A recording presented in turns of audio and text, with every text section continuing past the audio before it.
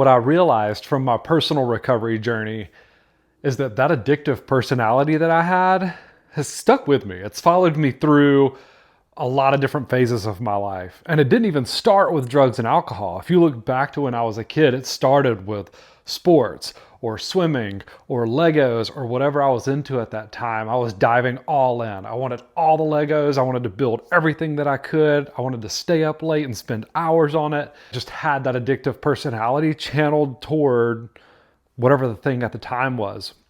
So when I first got sober, I don't think that I could have survived without my nicotine, my coffee, and Reese cups. Every single night I'd get a bag of Reese cups, miniature cups, and I'd stick them in a freezer.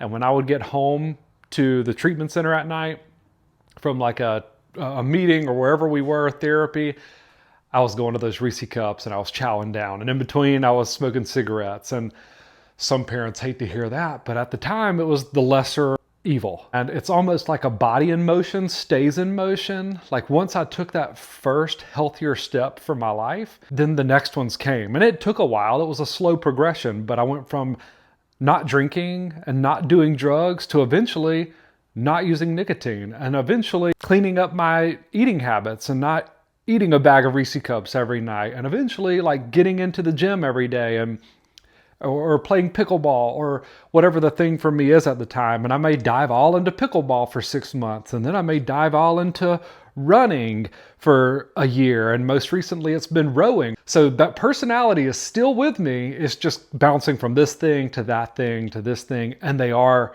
as I'm maturing and as I said, took that first healthier step, as I'm moving through life, I'm getting into things that are better for me as a person. So little side note for the parents out there who are still worried that my son's vaping, but he did quit the harder drinking or drugs or marijuana, but he still vapes nicotine, or he's still using these Zen pouches, which is the new craze with nicotine.